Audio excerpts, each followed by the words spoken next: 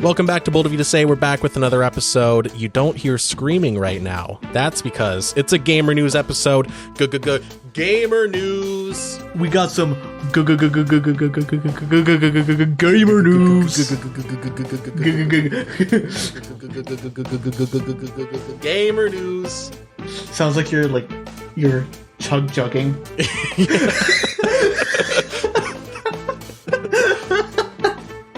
It's the chopper.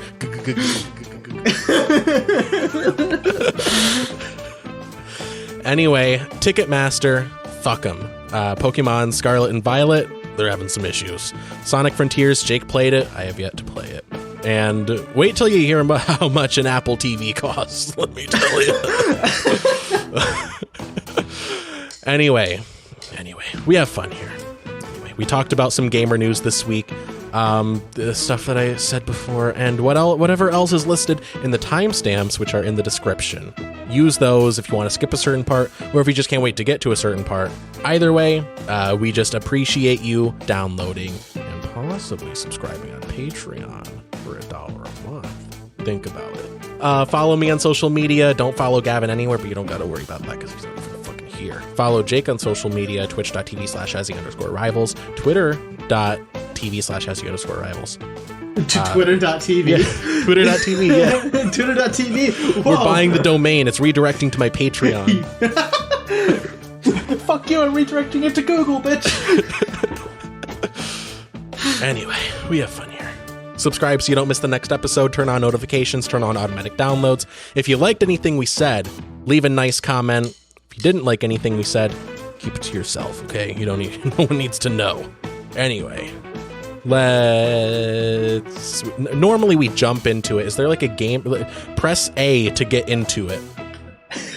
That's the gamer version of let's jump into it. Press A to get into it. Sure, yeah. We'll go. We'll roll with that. This is a QTE. Quick, press A or else everyone dies. That's not a threat. That's just a description of what's going on.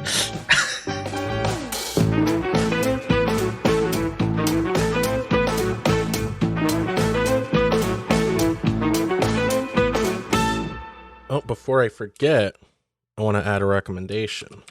It is a song by Michael Bublé. We all know him. We all love him. He was great on SNL. It's his cover of Santa Baby, except, he's not gay. Okay? He's not gay. Okay? So he wouldn't sing Santa Baby. Okay? He's not gay for Santa. Believe me. Please believe me. Okay? So what he does is he sings Santa Buddy instead. And it's the most hilarious cover I have ever heard. It's just so funny because like there's nothing explicitly like, oh, I'm not gay about it. But just the fact that he felt the need to cover the song, but not like sing Santa Baby. It's still labeled as Santa Baby. It is on Spotify. Yeah, it is. I just think that's great. Oh, he released an entire Christmas album. Yeah, it's a rite of passage. There's a hidden track on here that's 4 seconds long that only has 86,000 plays. That's interesting. Wait, I wonder if it's on the title version. Hold on. You know who has a great Christmas album? Clay Aiken. Clay Aiken has a phenomenal fire Christmas album. Never heard of them before. Yeah, he's like around. He's not like famous so much anymore. He was like big in like the 90s, I think. Oh, yeah, gotcha. Yeah, I wasn't even a thought in my parents' minds. Yeah. Yeah, it doesn't show up on the title version. Huh, strange. Anyway, so yeah. Those are my 2 Christmas-related recommendations. The Clay Aiken Christmas album and Santa Buddy. even though we have yet to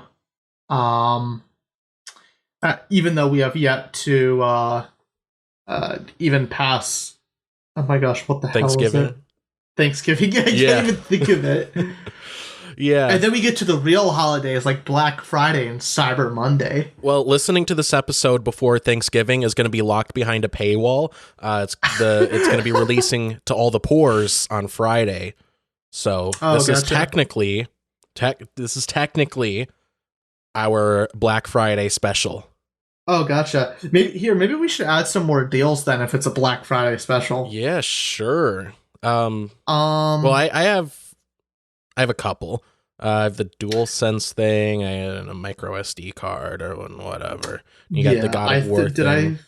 I think we'll just say do your own research for the rest of the Black Friday deals. Because I think we got a couple of solid ones there. I think Iron Man VR is on sale. So we'll get to that. Gotcha. We'll get to it. Believe me. All right. So, Jake, I think you seem to have absorbed this story through osmosis, the whole Ticketmaster thing. Yeah. Just random threads on Twitter. Nothing really more beyond that. Yeah. So Ticketmaster has been a monopoly. It's been an issue like for years now. It's just become a big thing because there was a Taylor Swift concert that had tickets like it was so in demand, and like they, obviously there's not like the supply to meet that.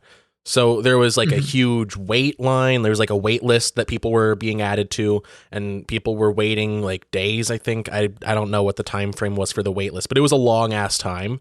And I'll elaborate more on it later, but Ticketmaster has a way of like raising prices algorithmically to meet demand, and tickets were reaching as high as like $20,000. Jesus Christ. Yeah, for a concert. So, people like the Swifties online were very upset. I think this is going to be the thing that radicalizes a lot of people. And I heard from a friend that a similar thing happened with a Blink-182 concert. This is a real story. From what I remember hearing, people were like in line. Maybe some people hadn't gotten tickets yet. I don't know. But yeah, they were like getting into like the thousands of dollars. And I think if I was going to see Blink-182 and the tickets were getting into like the territory of thousands of dollars, I would, my reaction would be, say it ain't so, I will not go. Right. Yep.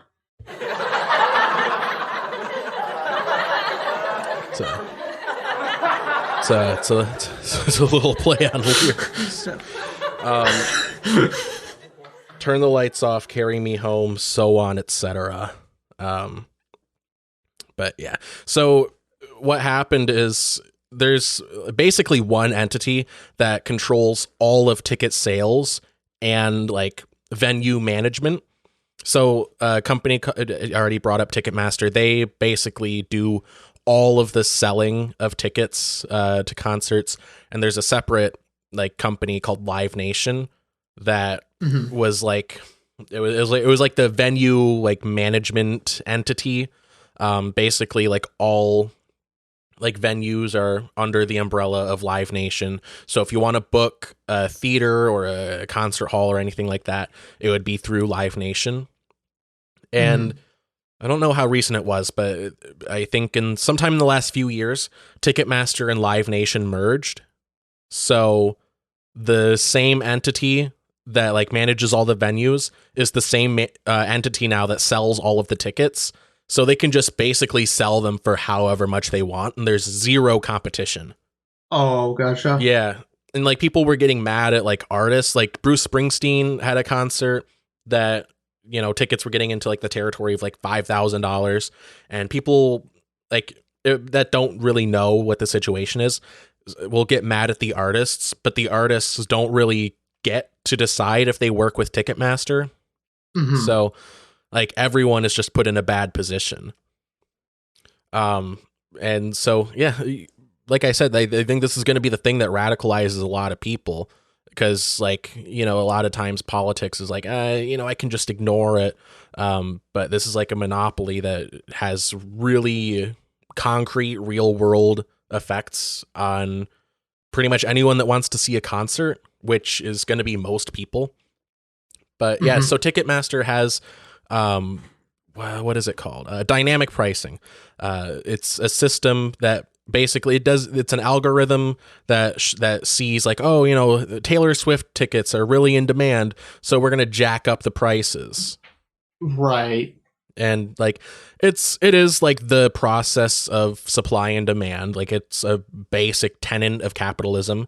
It's just how markets work.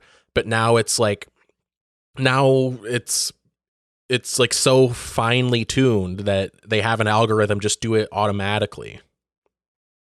Yeah, that's pretty scummy. It is. It's kind of similar to, you know, how some companies they'll raise the prices up a bunch before, or they'll raise the prices up for like items before like a big like Christmas sale or Black Friday or something, and then drop the price down to what it originally was, and everybody was thinking about getting a big a good deal. Yeah, more on this later, but one of the recommendations this week is a God of War PS5 bundle, and I don't have it open right now, but isn't it like $560? It's $560, so you get the console. I believe it's the disc version as well. Yeah, it's the disc version. Right, with God of War Ragnarok pre-installed. Yeah. Yeah, so isn't the MSRP for the disc model $500? Yes, it's $500, and then to get the actual game for PS5 it's $70. So you're saving yourself $10. Okay. Yeah, I forgot that PlayStations are PlayStation. They're the assholes who say, "Hey, we're gonna make everything $70 now." Yeah, no, I forgot. Kind of, yeah, related. Yeah, PlayStation is like, yeah, fuck you, pay up an extra $10 for PS5 games. Yeah, even like the same games that are on other consoles for $60. Got to pay $70 to play it on PS5. So yeah, maybe that'll radicalize people too. I don't know, but I was gonna say, isn't that basically MSRP? But I guess you are saving $10. You're saving $10 whole dollars. You're saving one trip to McDonald's worth of money. Yes. Yeah. But that's just because, like, you know, through like scalpers and you know, limited supplies and all that, like, it's driven the price up of the PS5, like with these tickets, into the territory of thousands of dollars. Right. Yeah. And now they can just be like, hey, it's the fucking price that we said before. What a great deal. We're so generous. What a great deal this is. Not. Yeah. Yeah. Even with that though, like, you know, to bring it back to being gamer news, because this is a gamer news episode. Yeah. I just, you know, this is coming out the day after Thanksgiving. You know, if you pay $1 every month, you get to see it a couple days before Thanksgiving. But I am thankful that gaming infrastructure isn't really like set up in such a way that would make it possible for any one entity to have like a monopoly as strong as Ticketmaster. Right. Yeah. So, you know, there's good competition in the gaming market. Yeah, silver linings. Yeah, no, that's kind of why it annoys me when people like dog on the Epic Game Store or like Origin. Like, yeah, Origin sucks, but at least there is another marketplace for PC games. Right, because if there weren't any other marketplaces, Steam would have a complete monopoly. Yeah. And, you know, they'd be able to fluctuate the prices. You know, people bitch about Epic Game and, you know, all the other marketplaces, but the thing is with those marketplaces, it kind of forces Steam to kind of lower their prices, which, speaking of which, right now there is a Steam autumn sale going on with some pretty good discounts on some games. Yeah, I think Doom Eternal, at least the base game, is like $10. And I think, let me check that really quick. Yeah, I think with like all the DLC and everything, it's like $18, which, yeah, that's it's pretty good. I still haven't finished the first Doom, 2016. Yeah, I mean, yeah, Doom Eternal is $10. Looks like, I think Deluxe Edition includes everything, and that's 18. So yeah, I think you're right on that then. Yeah, but yeah, you know, silver linings. But yeah, you know, I think, I mean, I don't know. I would be curious to see like the statistics on it, but at least in theory, like Epic Game Store being as big as it is, you know, if they have a sale, like in theory, market forces and everything would suggest that Valve should like kind of match that, not necessarily 1-to-1. Like, if Epic has a sale, Steam should have a sale, but it encourages competition, which is good actually. Mm-hmm. Yeah. But I guess there's sort of a good ending to this story in that, according to this article from The Hill, Senate panel, there's going to be a Senate panel about the whole Ticketmaster thing. Now, what's going to come of it? I don't know. I do not know what regulations are going to be put into place or at least enforced. Like, we have antitrust laws. Like, there are some left. It's just that the way that the law is interpreted has really changed from like, like the New Deal era, like, back like 100+ years ago when antitrust was like really like strongly enforced. So, what antitrust laws we have left aren't really enforced. So I don't know, anything short of fundamental change in how we construct and like enforce our laws. It's not really going to do much, but I don't know, maybe there's going to be something done. I don't know, maybe. Right. But yeah, so my takeaway is epic. It's pretty epic. In Origin, and they do not so much. And they do give you a lot of free games. That is true. Actually, thank you for bringing that up because I think it should be this should be applicable when this episode comes out. Yep, on the 24th, so on Thanksgiving, Star Wars Squadrons is going to be free on Epic. Oh, hell yeah. Yeah, which I played a little bit of it in VR, and I mean the performance was so, but it was like it's fun, it's cool. I imagine it's really nice with like the whole like flight simulator setup. Yeah, I have yet to try it with that because that shit's expensive and I don't have easy access to it. But still, playing it with like just a regular like Xbox controller, it's pretty good. It's pretty fun. It's if you don't know what it is, look up Star Wars Squadrons. It's a fun like Star Wars like dogfighting, not dogfighting, but like plane dogfight game. Yeah. No. Pokemon is dogfighting. Star Wars. Speaking of Pokemon, is dogfights. Yeah. Speaking of Pokemon. So first things first. Have you gotten the new Pokemon game? I have not. I bought Sparkling Diamond or whatever that one was called, and I Brilliant Diamond. Yeah, Brilliant Diamond, and I started it. That's all that I'll say about that. I still have yet to defeat my Pokemon rival Stinky.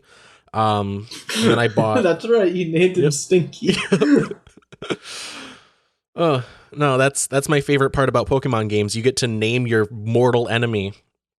And then I bought Legends Arceus, which I probably got a little bit further into that than I got with Brilliant Diamond. But yeah, both of them I just kind of like. I don't want to say I forgot that I bought them, but I kind of forgot that I bought them. Mm-hmm. But yeah, so you got the new one. Pretty good. It's good. What were you gonna say? I was gonna say, but you got the new one and it's good. But no, I didn't buy the new one. Yeah, which is surprising because I typically buy the new ones. The issue was it was Bayonetta 3 getting released, and then Sonic Frontiers, and then God of War Ragnarok, and then Pokemon, all within like a 2-3 week time span. And I was like, I just gotta choose one game because I've got so many other games that I need to get through. Yeah. So I chose, of course, me being the huge Sonic fan that I am, I got Sonic Frontiers. Yeah, that's how I was deciding between Frontiers and Spider-Man Miles Morales. Yeah. Yep. I figured I'll just play Jake's copy of Frontiers. Yeah, and that's fine because so our chat of a local game store here, GT Games, they let people purchase Sonic Frontiers a day early. Nice. So I double dipped. I paid $120 on Sonic Frontiers, $60 for the PC version, and then another $60 just to play the game just a bit early. Jeez. Like 8 hours early. It was worth it though. It's worth it. A fantastic game. Speaking of Black Friday, the game is already on sale, by the way, on Amazon. I think you can get like a Switch copy and a PS4 copy, PS5 copy, and I think Xbox copies for like around $35. Nice. That's pretty good. If Switch is your only option to play the game, go with Switch, I guess. If you have another option besides Switch, like PS4 or like original Xbox One, go with it. The Switch version is easily the worst version. Yeah, I can imagine.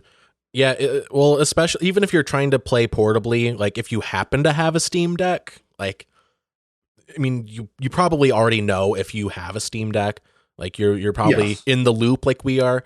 But yeah, that'd probably be like the ideal version, the Steam version. Yeah, kind of. So the issue, I'm not sure why this happens. But if you set the FPS limit for the Steam Deck or for Sonic Frontiers, because in the menu you can choose between 60 and 30.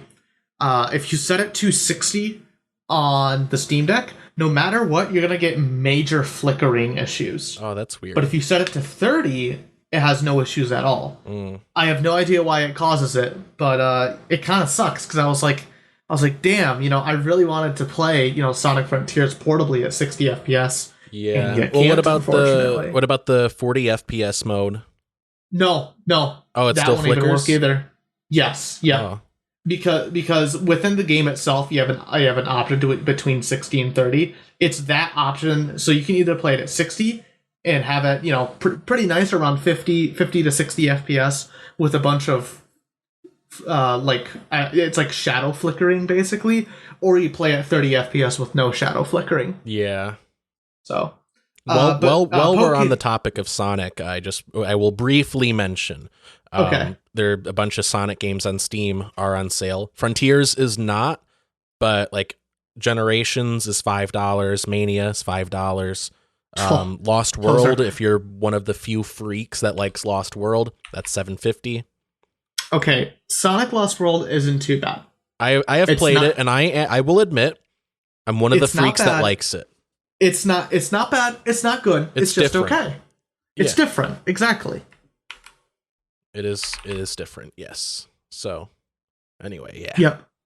Sonic Origins is on sale as well, which is a compilation of it was Sonic 1, 2, 3, Knuckles and CD. CD's nuts in your mouth. Yeah.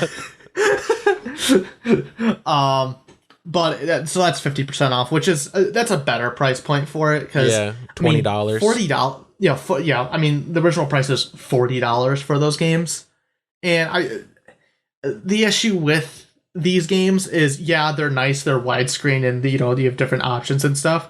The issue is so I'm not sure if you're aware of this, but with Sonic 3, Michael Jackson was somewhat involved with the music.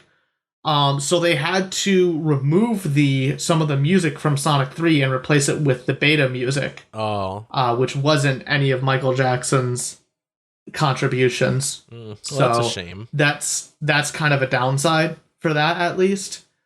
But yeah, I would say, that was for Sonic 3 only. Aren't the Christian Whitehead remasters also on Steam, like separately? No. Originally Sonic CD was, but it got delisted.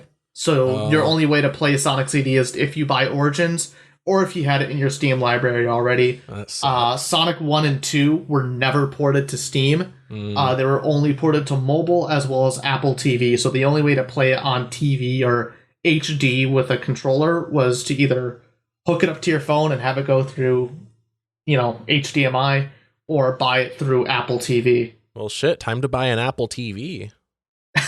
just to stick it to them. I'm not buying Origins. I'm buying an Apple TV, which may or may not cost more. I don't know. It probably costs way more. Anyway, you can continue. I will, in the background, look up how much an Apple TV costs. Yeah, go for it. But yeah, so we were talking about Pokemon. The original topic was Pokemon. So apparently people say that the game is pretty good. Like gameplay and story wise and all that good stuff. But the major issue is the game lags like a lot more than Pokemon Legends Arceus. To the point where running the game on emulators like on Steam Deck or like your PC will actually run the game better than running on a regular Switch. There's some pretty major graphical issues as well. Textures popping in and out. Some textures not loading. In addition to there's just a bunch of glitches too. Just like a bunch of weird glitches. I sent Alex earlier a compilation of a whole bunch of them. Yeah, and let me grab the link to that. I'm gonna try to remember to put that in the description. Yeah, and the thing is that that person who uploaded that's only half of them. He uploaded another one with like 20 more glitches. This game was like not tested. I remember when I saw the announcement for this. This was like 1 or 2 months after Legends Arceus release. I was watching it with Cam, and we were just like, it's like that is way too soon for a new Pokemon. Because keep in mind, Legends Arceus came out in January or February of this year, the beginning of this year. Yeah. So we were like, this is way too soon for a new Pokemon, and we were partially right. It was way too soon for a new Pokemon. Yeah. No, I wish they would just spend more time on it and like release a finished product. Like that's how it felt with Legends Arceus too. Like I know we were talking before we recorded, but like, yeah, there were issues with that. It's not as bad as Scarlet and Violet, but like, I mean, I wouldn't say there's like game breaking issues, at least from my experience, but yeah, it's more just lag with Scarlet and Violet, really. Yeah. Or my bad. Legends Arceus. Yeah. Yeah. Like the textures don't look great. Like the art style is good. Like the style is good, but it's just like the fidelity isn't there. Yeah. I remember the frame rate also wasn't good. And this is from one of the most successful game studios of all time. Yeah. Yep. I think I'm going to give the regular Switch like one more year before either a Switch 2 or, a Switch Pro comes out. You hear that, Nintendo? You got 1 year. You got 1 year. I'm going to give it another year. Keep in mind, the Switch came out in 2017 and was running off of like an NVIDIA Shield processor. Yeah, at the time, outdated hardware. It was already outdated. So really, it's like a 2015 console. Basically. So it's when it got released, it's this is a 5-year-old console now. Actually, next year it'll be a 6-year-old console. So it's definitely time for a replacement, considering the Wii U. When did the Wii U launch? That was like 2012, I think. 2012. So that lasted 5 years. So yeah, we're probably coming up here on a new console. They typically release every 5 to 7 years or so. The Xbox One and the Xbox One and the PS4 were a bit of a weird generation, just because technology just evolved so quickly that they were like, okay, we'll put out a mid-generation refresh. Yeah. So yeah, my guess is they're probably going to release a Switch 2 or something like that, and hopefully I hope that it'll be backwards compatible. I mean, it better be backwards compatible. Yeah. I mean, I'll be honest, like, where does Nintendo go from here if they're going to release a new console? Because like I feel like the Switch is just it's too good of an idea. It is. Yeah. Because Nintendo they're always making something new or innovating. What else? I'm confused. Like, what else is there to innovate on besides doing something like VR or AR? Yeah. Yeah, well, I was that's what I was saying like in our like early episodes like a few years ago. Like there's potential there. Like the Switch, like I mean with the Labo set, like it had sort of VR, but it would be cool if they committed to that more. And like they have properties that could like they have like IPs that would translate to VR in like interesting ways. Right, like Metroid would be perfect. You know what? Yeah. We haven't even got. Okay, here's my theory. We haven't even got Metroid Prime 4 yet. Yeah, it'd be cool if it was like a VR release. Oh, my guess is they're finally going to announce the release date for Metroid Prime 4, and it's going to be a launch title for the Switch 2. Yeah. Breath of the Wild 2 or whatever that Tears from the Fallen Kingdom. I don't know if the Queen died or something. Tears of the Kingdom. The British the Queen are upset. died or something. Yeah. So that will probably still come out on Switch. But we also have a new Pikmin releasing, Pikmin 4. So, I mean, it's kind of a toss-up. We may have a new, the new Pikmin game or the new Metroid Prime 4 may be releasing on, a new console or something. Yeah. Yeah, the next Nintendo console, like, yeah, I could only see it either being something radically different, which I wouldn't even begin to know what that would be, or just the Switch but more powerful and ironing out some of the issues that it has. Right. Yep. And I mean, like, I think the longest running console was the Wii, right? I mean, that lasted quite a bit. That got released in 2006. Yeah. So yeah, that had like a 6-year. That had a 6-year run. Nintendo Switch is coming up here on a 6-year run. It's about time for a new console now. Yeah. Which is crazy because I remember, I think I was in like my 3rd year of high school when the Switch got announced. Yeah. Time flies. Yeah, that was a long ass time ago. That was a long time ago. That was like a whole president ago. It was a whole president ago. Yeah. Actually, it was a whole 2 presidents ago, I think, maybe. Yeah, it was like the tail end of Obama. Yeah. Obama soda. Yeah, it was at least the tail end of Obama when it was announced. Yes. Yeah. But yeah, one personal thing with me with the Switch, I want them to either like make it like roughly the size of the Switch Lite and be more powerful, be able to dock like the regular Switch, but like have the form factor of the Switch Lite, because I like that it's a handheld. The Switch, I mean, after using the Steam Deck, the Switch does feel very small, but it's still not like pocketable. I wouldn't consider it like a handheld. Like, it's portable, but it's not like a handheld. Not like the DS, right? So either make it like small enough to be like a real like pocketable handheld, or just go all out, make it the size of the Steam Deck. Yeah. Yep. Although you kind of got to keep in mind that Nintendo's target audience is children, not us man children. That is true. Children. Yeah.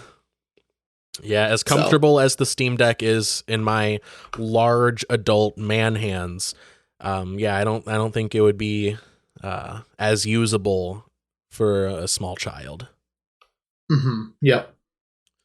I don't know. I think the Switch is an awkward size because it's too big for like a pocketable handheld, but it's too small like for like a non-pocketable Steam Deck level of portability.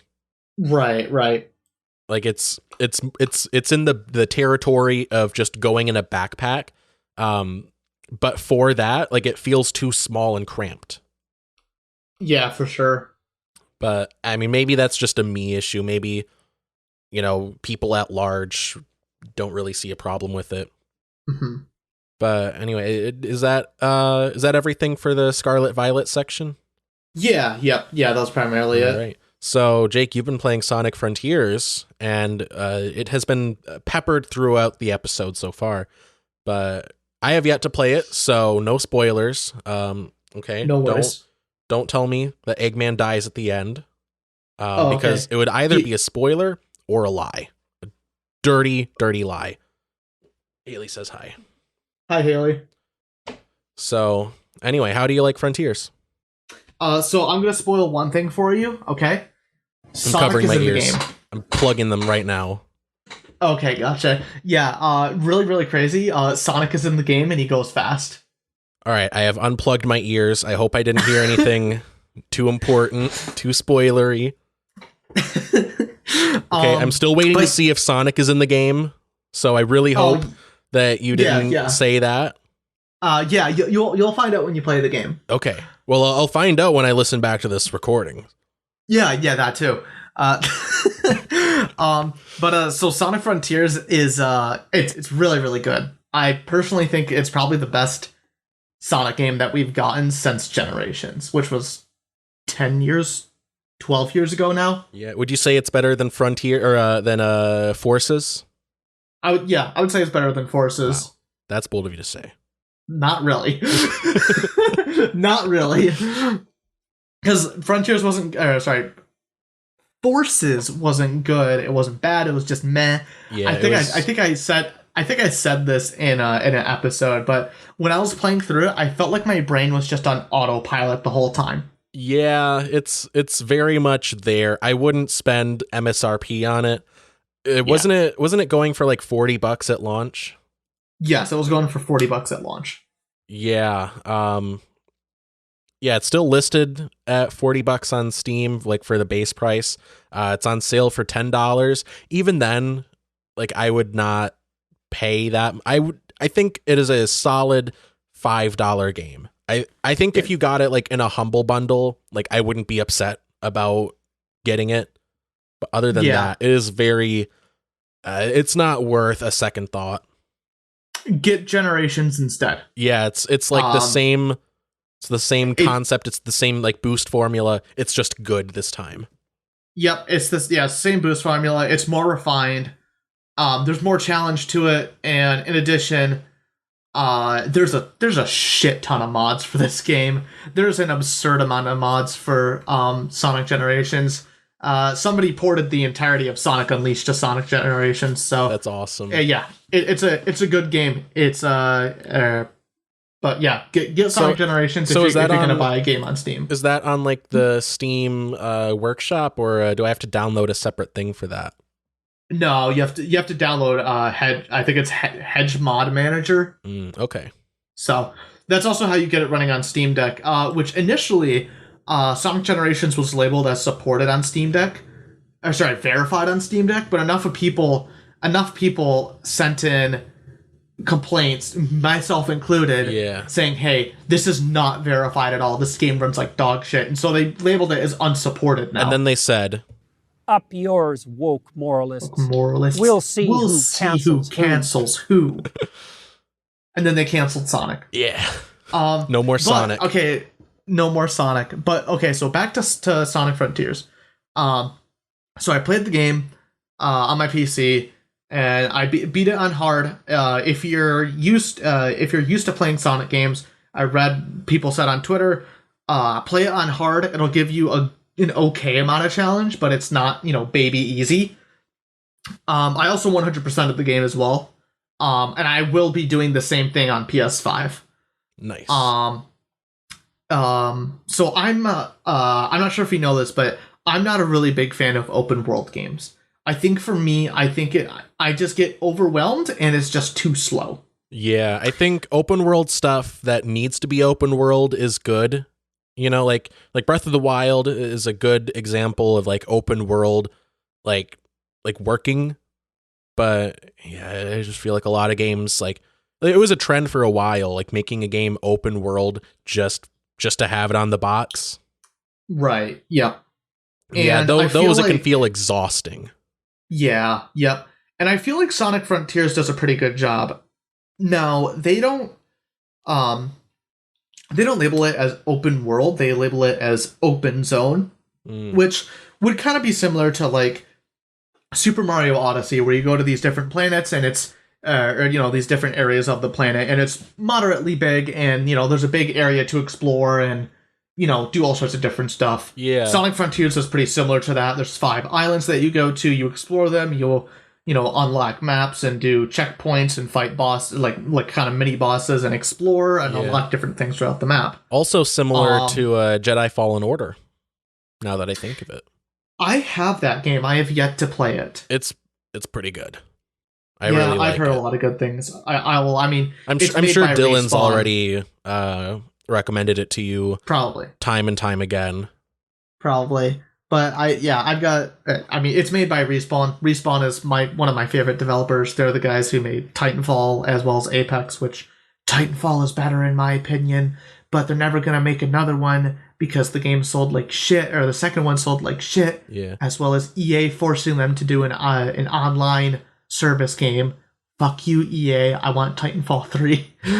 That's besides the point. We're talking about Guardians Sonic of the Galaxy here. game is on sale. Sorry, I was just browsing Steam. No, it's okay. I felt the need because it's a good game. I've played very little of it, but it is a good game. Guardians of the Galaxy. It's $21. How much is it on sale for? $21. Okay. Let's see here. I'm just curious. Lego. Yeah. Oh, there we go. That's a good deal. Skywalker Saga is $25. Oh wow, that is a good. Yeah, I would say for that amount, definitely pick it up. Have you played SpongeBob Battle for Bikini Bottom? Rehydrated? No, I have not. Okay, because it's $7.50 right now, and I'm considering it. I've heard that it's good, but I have heard that maybe for $30, maybe not so much, but $7.50 that might be good. Have you played the Halo games yet? I have played very little. I played a little bit of the multiplayer. Oh, gotcha. Halo Master Chief Collection, which includes, let's see here, how many games is it? 1, 2, 3, 4, 5, 6, 7 games is $16 on Steam. Nice. So that's a good deal as well.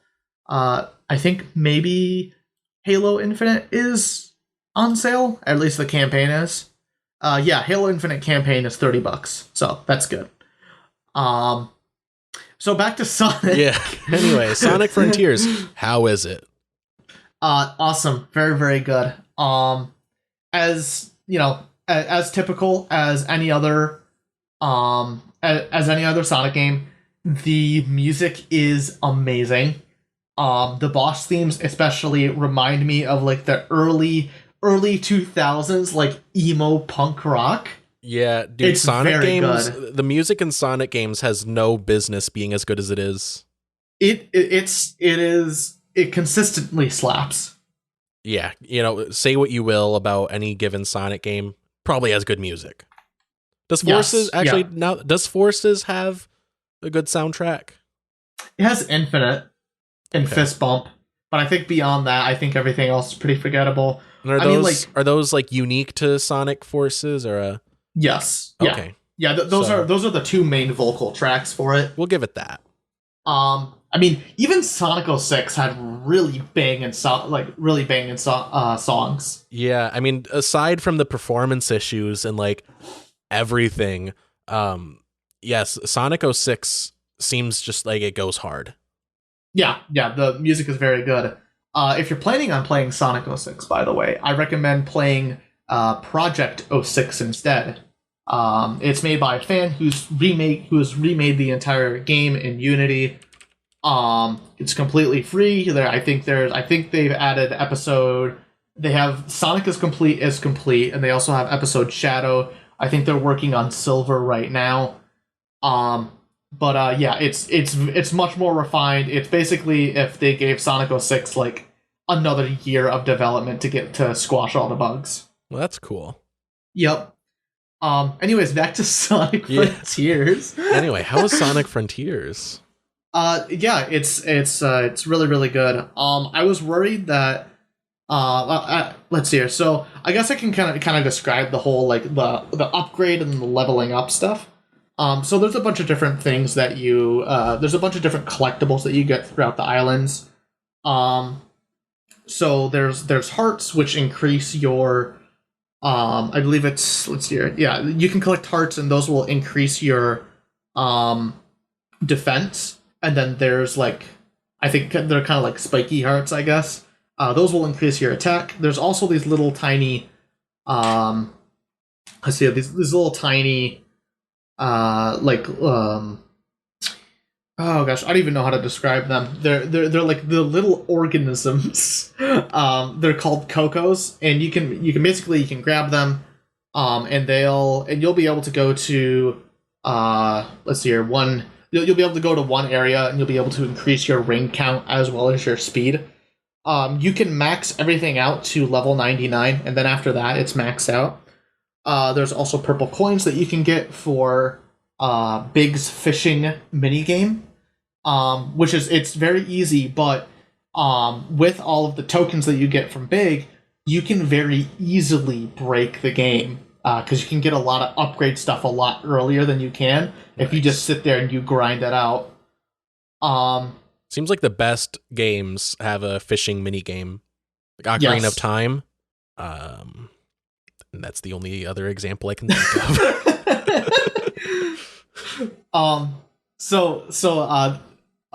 Real quick about the music. So for Big's fishing minigame, it plays lo-fi music. Nice.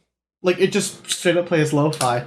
And then you have you have different bosses that are around, and those guys, once you defeat them, they're called guardians. They'll give you portal keys, and then you can use portal keys in these different portal temples, and that will allow you to go to cyber stages. And the cyber stages are similar to like Sonic. They're similar. They take aspects from like Sonic Generations, Sonic Unleashed, and Sonic Adventure 2. And they kind of mishmash them all together. But there's 4 main requirements to fully complete the stage. There's let's see here. There's beat the stage. You have to get a certain amount of rings. Find all the red rings, and then let's see here. Yeah, you can find all the red rings, and then you need to get under a certain time in order to get an S rank. Okay. A majority of the stages are pretty lenient with their S ranks. There's only one in particular that is really, really hard, and it's the second one. It's the second level of the cyber stages. But I will say that the cyber stages don't really control well at all. They feel very stiff, or at least Sonic feels very stiff when moving through them. And it can have some weird physics at times. I was watching Some Call Me Johnny's review on it, and he said that the cyber stages were kind of the worst part of the game, which I somewhat agree with, because they honestly didn't really need to be there, but they were still fine nonetheless. But overall, Sonic Frontiers, I highly recommend it, especially if you're a big Sonic fan like me. It took me about 20 hours to 100% the game. So considering older Sonic games like Generations and Forces and stuff, you can beat in like 4 or 5 hours. It's pretty considerable chunk of game what you're getting for your money. Yeah. And there are already mods out for the game already. A lot of character mods. Somebody added Shadow to the game already that has his own like custom. He has his own custom animations and stuff. Yeah, well, I was saying this in the Discord, which, by the way, join the Discord, listener. What I'm gonna do is I'm gonna mod Sonic into Spider-Man. Spider-Man is another very popular game to mod. I'm gonna mod Sonic into Spider-Man, then I'm gonna mod Spider-Man into Sonic.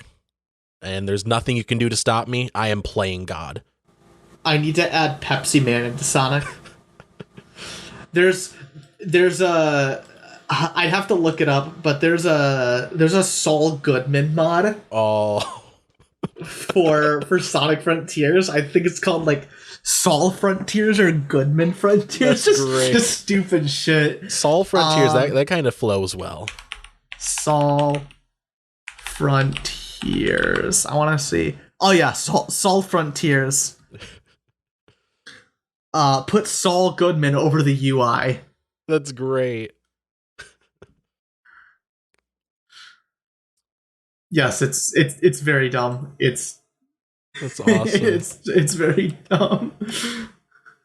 But yeah, it's very good. One of my favorite mods for for Sonic Frontiers is whenever you die, so whenever you die, it's similar to Sonic Forces where it just says try again. Somebody updated it so when you die it just says fuck you. And that's probably one of my more favorite ones. But yeah, there's already a lot of good Sonic Frontier mods that are out. They've already added Supersonic. And you can fly around as Supersonic.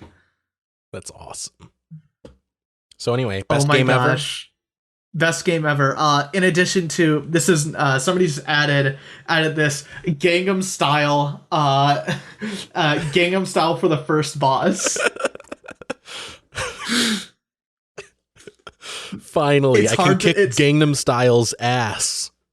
It's hard to climb on him because of different animations and he moves a lot, so good luck with that.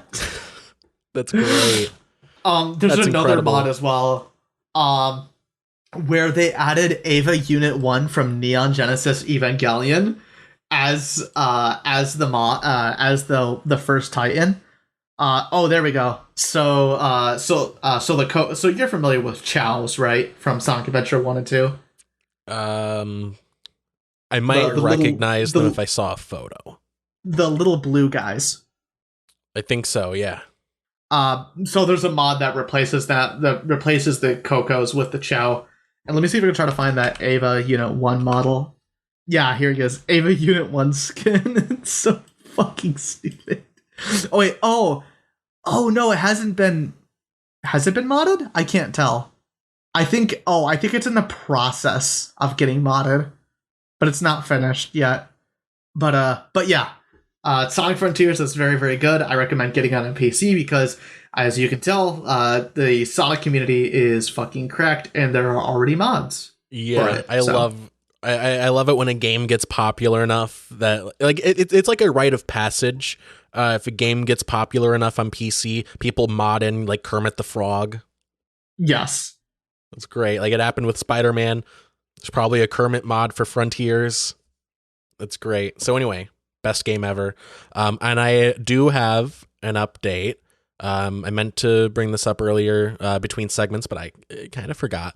So the Apple TV, you can get an Apple TV HD 32 gigabyte second generation at walmart.com. Normal price, $99. Now you can get it $79 to play the Christian Whitehead remaster of the original Sonic games. Nice. Yeah. Or you could spend $50 less or like $30 less and like $50 less and you get the game on PC remastered. Yep. All of them in one bundle. Yep. But if you really want to say up yours woke moralists to the people, fucking you just buy an Apple TV. Or pirate it. Or buy an Apple TV, which is infinitely funnier, buying an Apple TV just to play Sonic the Hedgehog. It is. Or buy the original cartridges, that too. Yeah, that too. Buy the original cartridges just to play them on the shitty like dollar store Sega Genesis reproduction consoles. Games. Yeah. I grew up with one of those. That was my Sega Genesis growing up. Awful. Yeah. So anyway, that's my Apple TV update. And that's like the lowest price that I could find. You can get the 2021 Apple TV 4K second generation, marked down from $180 to $100 on Amazon. But yeah, like $100, $115, $80, $145, $130, $130. So yeah, if you want to play the most expensive version of Sonic the Hedgehog, go for it.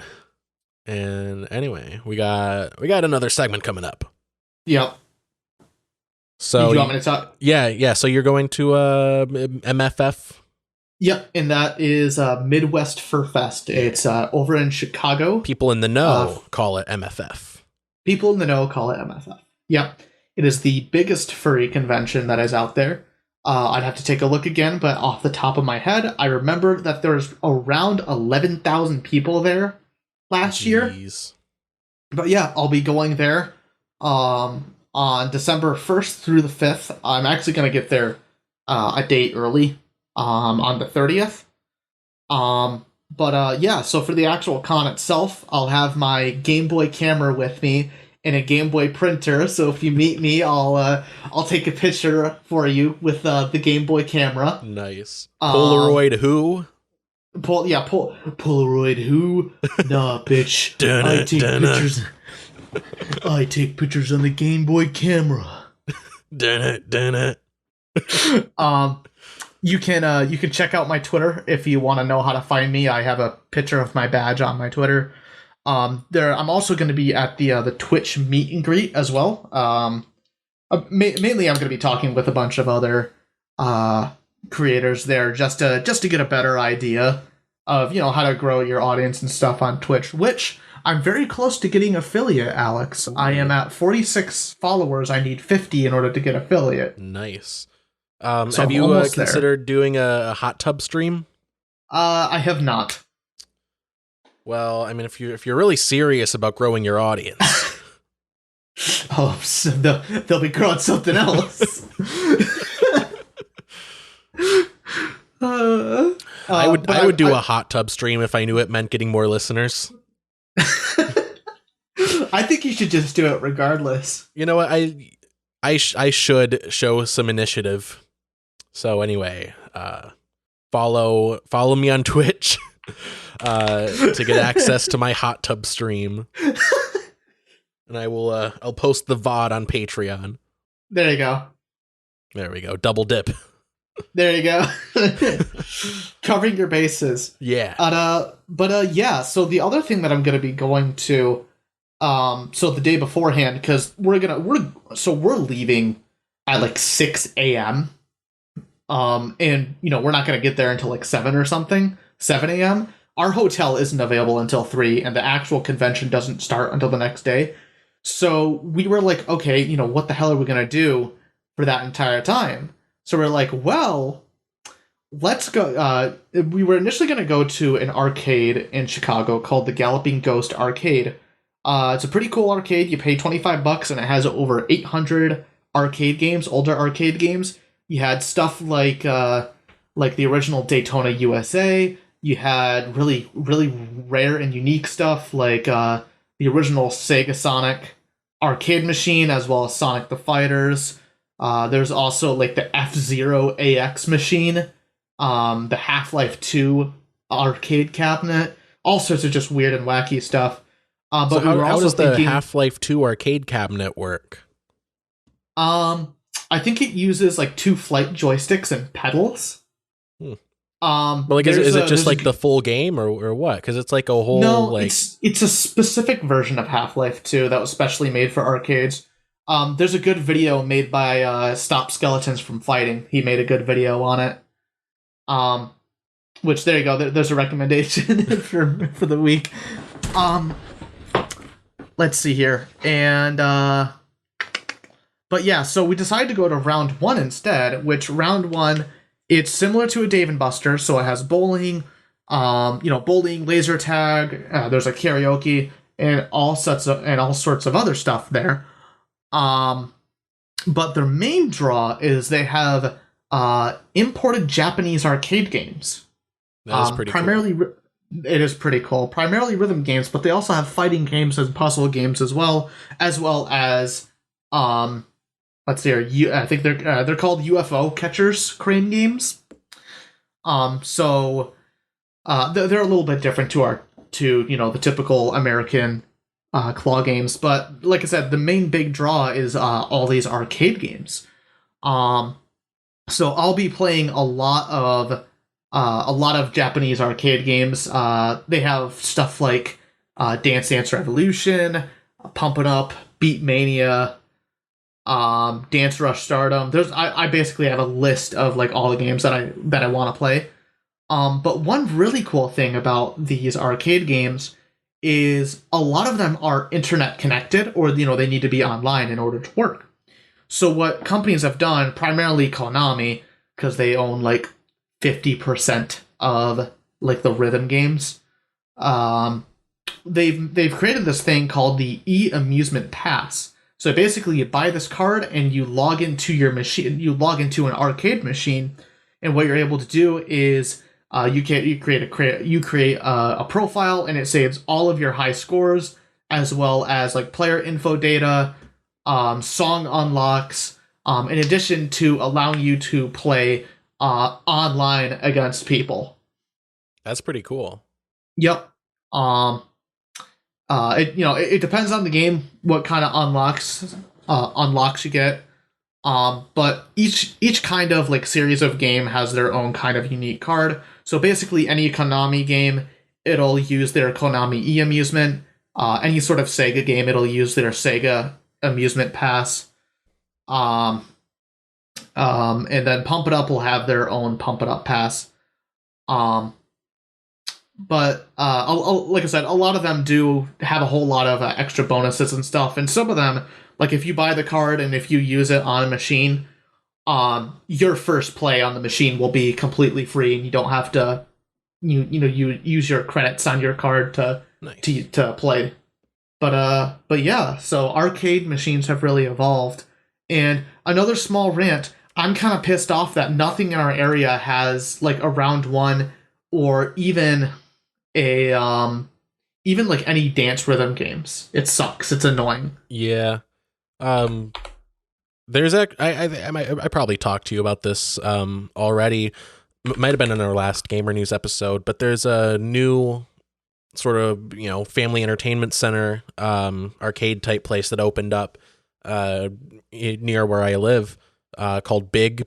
It's an acronym, Best in Games. It's also a big place. It's a cute little naming convention. But what is the place called? Big, BIG. But yeah, it's pretty cool. They have a lot of stuff there. And one thing that I was pleasantly surprised by is they had like a lot of VR integration.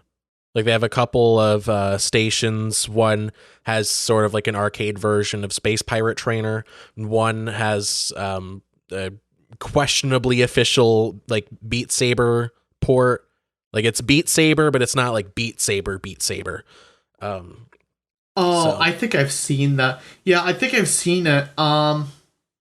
I've seen those before. Yeah, I'm not sure if it's like a knockoff or a... No, they're officially licensed. It's a really old version of Beat Saber. That's why it looks really weird.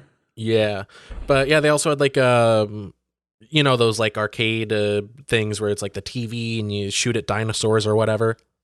Oh, the light gun games, yeah. Yeah, they had one of those, but it was VR. Oh, and interesting. So instead of like shooting at dinosaurs, you just and it also had hand tracking, by the way. So you just like swat at them. Huh. So that was pretty cool, actually. And I think they used HP reverbs for that. I think they were G2s. Oh, gotcha. But yeah, that was pretty cool. So sort of a side recommendation, if you haven't been to like an arcade in a while, you should check it out. See how much the technology has advanced. There's some good stuff there now. Mm-hmm. Personally, I'd like to get my own arcade machine. I'm probably gonna buy a Pump It Up arcade machine just because. So here's another thing with these arcade machines being connected online is a lot of them, like for Konami, like you need to have specific software or specific hardware to get it online, and if you don't have it online, it won't even work. So Pump It Up is nice because it's international. You don't have to have it online, but if you have it online, you're able to, do all the normal stuff with an arcade. But the really cool thing about it is that they're pretty dang cheap for like a rhythm game cabinet. You can get an older version of Pump It Up for $7,000, and then you can buy this is a really cool thing about it is you can buy an upgrade kit for about $2,000 or $3,000, and you can upgrade it to the newest version without having to buy a whole new cabinet. Okay, yeah, is that all? Yes. Is that all? Only a $9,000 investment. Yeah, but you have your own arcade machine in your home. That is pretty cool. Yep. Yeah, I know for a while you were talking about getting a Daytona cabinet. Yeah, the thing is that those are really old. Yeah. Those are really old, and they'll break down constantly just because the motors and stuff in them. Yeah. So. Yeah, I think the cool ones are the ones like that you can play like multiple games on. I know that they have like cheap ones that you can get like a Galaga cabinet from Walmart for like, I don't know, like $80. But those just feel like too peewee ass. Like it's too cheap, like to justify the expense and like, taking up space for like even a small arcade cabinet. But yeah, it'd be cool to have one that you can play, because like the space requirements is kind of a big hurdle. But it'd be cool to have one that you could play like a few different games on. Yeah, yep. The 1-Up arcade machines, that's something that's somewhat smaller that you can have in your home. It's mainly made for home use. Yeah. And I think there's ways to like get Raspberry Pis and mod them in. Yeah. So you can have like a bunch of games on there. Yeah, I thought I'm still very fond of when we built that arcade cabinet in the after school thing. Yep, that's over at the Career Tech Center now. Yeah. Yeah, I that's remember in the IT they room. moved it there. That's awesome. It's getting a second life. So anyway, I think that's it with that section. The MFF So anyway, to close that out, MFF best convention ever. Yeah, I'm excited for it. It'll be a lot of fun. I'm going. Cam's going. And our friend Kyle is going with us, and it'll be my first time ever flying without like my parents, or going on vacation without my parents. So it'll be an interesting change of pace for sure. Yeah. So anyway, MFF best convention ever. So recommendations of the week. I will start off with one of my recommendations. There's a certain Twitch streamer that I hear is almost reaching affiliate. Maybe if he would stop being a lazy fuck and actually stream consistently, maybe he would get there sooner. That is exactly what I was just thinking. I mean, you know how it is. I don't typically like to play games on stream. I typically like to, do work on projects and different stuff on stream. Right. Yeah. Because everybody's playing games on stream. I'd rather work on projects or different stuff like that. Also, yeah, like if I was going to play a game, I would rather just enjoy it. Yeah, instead of like feeling that I need to like entertain people for it. Yeah. Because it does take up a lot of your attention to like play, especially a new game. Yeah. Like Frontiers, like that's got to take up a lot of your attention, and to like try to like entertain an audience on top of that. Yeah, keep everybody engaged, because that's the big thing for me with streaming is I like streaming. I like the interactivity of it, but man, I feel like I need to be constantly talking. Yeah, well, that's what's cool about what you do. You don't like just play a game or like react to a video. It's like you're fucking doing something. You're like putting together a keyboard, what I like to affectionately call a lube stream. A lube stream. Yep. Yeah, you're doing a lube stream. You're fixing up consoles, and so anyway, link in description. Yeah. Twitch.tv/Azzy_rivals.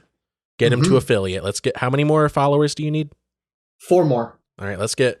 All right, 4 of you. You can decide amongst yourselves, but 4 of you got to go follow him.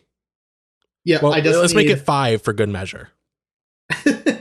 Yeah, so I need... I'm going to double check here. So If you just want to make a burner account real quick and give him an additional follow, that'll help out a lot. I mean, that is a perfectly fine thing to do if you want to. We can't encourage it, but we can't very well discourage it either. You know what I mean? Right. So here's how to get affiliate: is you need to have 50 followers. You need to stream for 8 hours, not in one day, but in an entire month. That's not too hard that I can do. I have to stream on at least 7 different days. That's not too hard. And I need to have an average of 3 viewers. So I think the average of 3 viewers is going to be a little tricky. Yeah. But so yeah, on my technically most successful channel, which is my self-titled channel in which I do video essays. So all that I need, let me get to the monetization tab. So all that I need to start making money on YouTube is I need how much? 941 more subscribers. Just make a bunch of accounts. It's not too, not too 3,078 more public watch hours. Oh, okay, gotcha. That doesn't seem too hard. Can we get there, gamers? Let's see what we need for the Clips channel. The Clips channel is not the most successful, but it is the fastest growing. So for that one, I only need 970 subscribers and 3,864 more public watch hours. So let's get it done, gamers. I should really upload more to my YouTube channel, but I don't know if I should be uploading to the Azzy and Sapphire channel, or I should start re-uploading again on the Azzy channel. Because the whole thing with the Azzy and Sapphire channel was to have my partner and I both make videos, but I don't know. I guess they don't seem very too much interested in making videos. Yeah. So I may go back to the Azzy channel, even though I said that I'm moving over to a new channel. Yeah, I would go back to the solo channel for the solo content. And if you do ever like collab on something, maybe you make something together, put it up on the channel that on the hub. The hub is what the cool people call it. Yeah, people in the know call it. Yeah, you have to be really cool in order to call it the hub. You got to be in the know and be cool. Hub. Yeah, not the other hub, but the hub. Yeah, we should specify not that hub. The hub. The hub. So anyway, moving on. I do have a second recommendation. So I just the other night, I saw on Best Buy that they were having some Black Friday deals, early Black Friday deals. Part of that is the Dualsense controller, the PS5 controller. I think it was marked down from like $80 or $70 to $50, which I think is a good deal. That's pretty much the cheapest that you're going to find a PS5 controller. Even used, I think, on eBay, they hover around like $50, $50 to $60. Like they pretty well maintain their value. So if you were thinking about buying a DualSense controller, like either as a second controller for your PS5 or in my case as a controller for PC, you might as well do it now with the Black Friday deals. But yeah, it's a nice controller. The part that I like about it most is just how it feels in my hands. Like the Xbox One controller it's decent, it's not bad. I like it. I'd say the Switch Pro controller, aside from the DualSense controller, is the best feeling in the hand. But yeah, the DualSense controller, I really like it. In the same way that the PS4 controller is a huge step up from the PS3 controller, which really sucked. The DualSense controller is like, it's everything that I like about the PS4 controller, but better. So, it also has pretty good haptics. I really like the rumble in it. Feels very, very tight. Very good. The adaptive triggers supposedly work on PC with the Spider-Man games, but I don't really know what effect, if any, they're going for with those games, because like I feel nothing. It does not feel. It's very minimal. Yeah, it It's doesn't mainly feel when very you're different swinging at all. around. Okay. Yeah, I'll have to like check for it later. But I've been playing I played like probably like an hour or two of Miles Morales with the Dualsense controller. Like it's good. It's a good controller. It's just the adaptive triggers. Like the effect isn't really noticeable. But I mean, Right. you really shouldn't be buying a DualSense controller just because the gun jams, you know. Right. Yeah. But it's a good So PC controller, especially with how much Valve has really like, you know, they've really stepped up with the with like controller support. Like yeah, you can use a PlayStation controller with pretty much any game. Even if it doesn't have native support, it still just maps to an Xbox controller, and it's mhm. all pretty seamless. Personally, I think the best controller is the GameCube controller, but Yeah, that is a the, good one. Unless you want a second um, trigger, or not trigger, like yeah, bumper. yeah. It's good. It's really good for certain games. Mario Kart, it's good for. Smash Bros, it's amazing for. Yeah, I mean, yeah, I it's like played. the Smash controller. Yeah, I played through the entirety of Pokemon. Oh gosh, I think it was Pokemon Go to Pokemon. the polls. Yeah, I played through that. I played through the entirety of Pokemon Sword and Shield with it, and it worked pretty well. There was no functionality that I lost at all with it. Nice. Yeah, because I don't think Pokemon games really use the shoulder buttons very much, do they? No, they don't. Yeah, so yeah, that Uh, would work pretty well. yeah, yep, Yeah. But yeah, anyway, sort of tangentially related to that. Spider-Man Miles Morales, the PC port released like last Thursday, I think. But yeah, it's pretty good. I already played it on PS4. So much like Spider-Man Remastered, I'm wasting money. I am burning money to play yeah. games that I have played already. But You're pulling a me basically, where yeah, bought 2 copies of Sonic Frontiers. but it's worth it, in my opinion, for the upgraded graphics, and like now I can play it on Steam Deck. So it's not an entirely terrible financial decision. But Hmm. yeah, it's just good if you were thinking about buying it. I don't think it's on sale because it just came out. But Right. Have you yeah, tried it on Steam Deck yet? and it runs just like Spider-Man Remastered. It runs pretty well, pretty seamlessly. Pretty much what you'd expect. It's just good, and I like it a lot. So yeah, I mean, I don't know what I would say to convince someone that wasn't going to play it, other than like, I guess just if you were thinking about buying it, but you're on the fence, just go for it. Fucking treat yourself. Hmm. But yeah, I'll go through my stuff really quick. So you have the God of War PS5 deal. We kind of mentioned that. 360 for a PS5 and a copy of God of War. I saw that you can get this on Amazon, or not, my bad, Walmart. And so I know that you've been kind of looking at a PS5 for a bit, Alex. Are you gonna get a PS5 now that it's available somewhat? I think what I'm gonna do is I will buy one. Hopefully these two events will coincide. When the new Spider-Man game comes out, because that's all that I really want it for, and the Wolverine game, which I think is coming out later than the Spider-Man game. But yeah, for those two games, this is really all I want it for. So yeah, I'll buy it when Spider-Man 2 comes out, and or when the price drops. So like when I can get one like probably used for less than $500. Because right now I'm not exactly liquid enough to buy a PS5. But yeah, when it gets cheaper, maybe.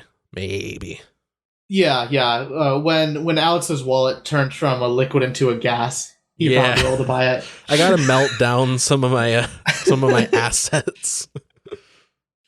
There's an idea. You could sell your PS4 to get the PS5. I could. because all of your games are backwards compatible with it. Oh, that's true. Yeah, let me open my PS4 drawer. So Uncharted, the Nathan Drake collection, God of War, and Ratchet and Clank, and I do have original Spider-Man. I like to keep it around just because it has the original guy's face. Yeah, so all those are backwards compatible? Question mark. Oh yeah, yep. They're all backwards compatible. I don't think any of those have upgrades, however, to the newer version. Maybe with PS4 Spider-Man. I'm not sure. Yeah, I mean, I have it on PC anyway, so I'm not too concerned about that. Right. At the very least, you're able to transfer over your PS4 save data to the PS5 version. Do you have Uncharted 4? I do. Okay, so that one's really cool. So, are you familiar with the Uncharted: The Lost Legacy? Yeah, I know that Okay. I know they ported it to PC. Yeah, so yeah, they put it to PC, but it was also on PS5. But if you pop in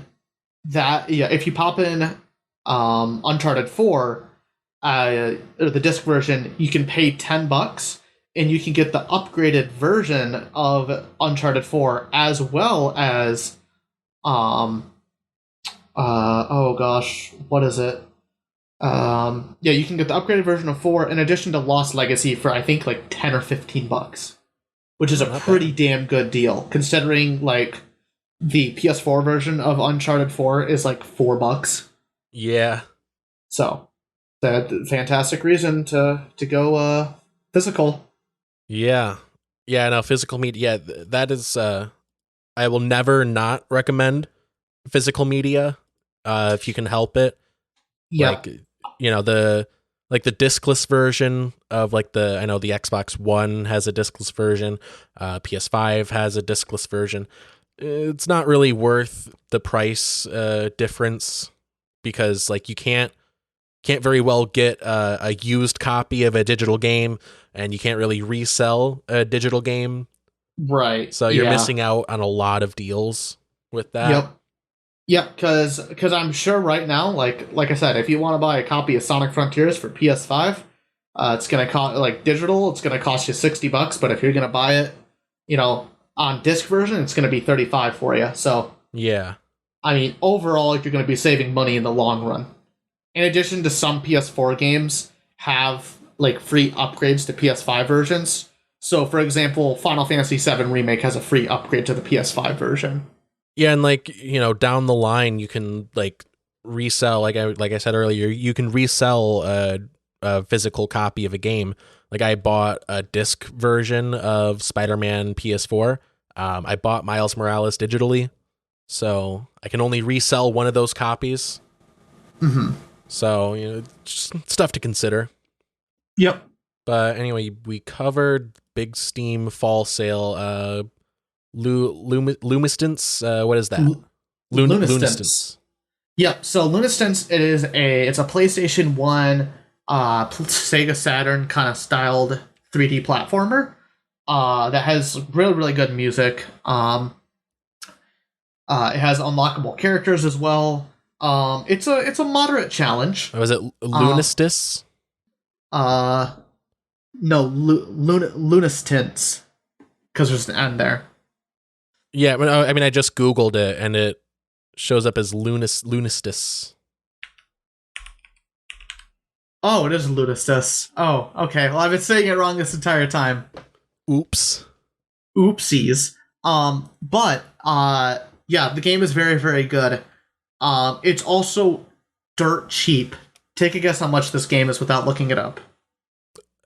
Look. I feel like you probably already looked it up, didn't you? Look, I had scrolled down on the Steam store page right as you said that. It's $5. My guess is it's $5, and it also has a free demo. Yes. Yep. It has a free demo, and yeah, it's good. It's also on Switch as well. But I recommend the PC version because unlocked frame rate, baby. Yeah, and it's just better. PC games are just better. Yeah. I'm looking at like the screenshots and the trailer, and I really like the art style. Like you said, it's like It's like a dream. Or what did you compare it to? A Sega Saturn. PlayStation 1, Sega Saturn. Yep. Yeah. It really has that look where it's like, I don't know, low resolution kind of. That doesn't really do it justice. Low poly.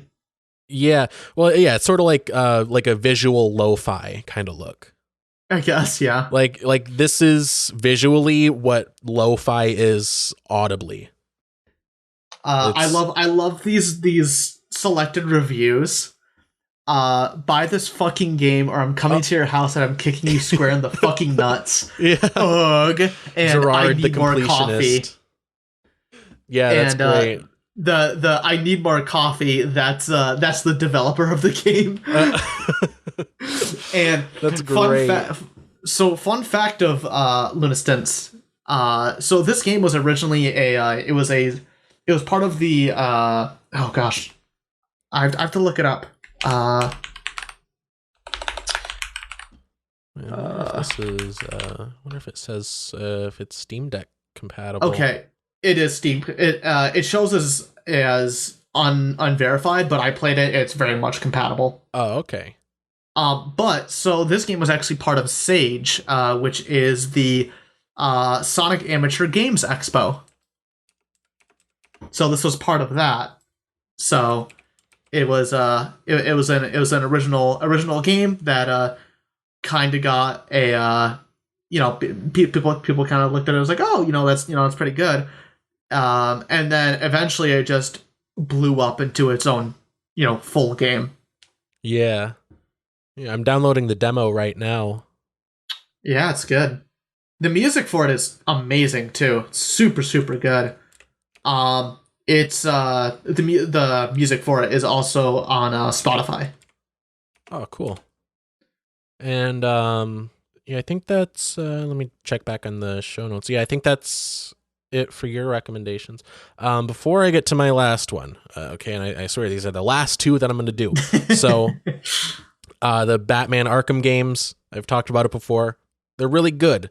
Arkham VR is on sale. It's for $5. $5, I'd say that's a good value for Arkham VR. It's not really a full-fledged game. It's more like a tech demo kind of thing, but it's still pretty cool.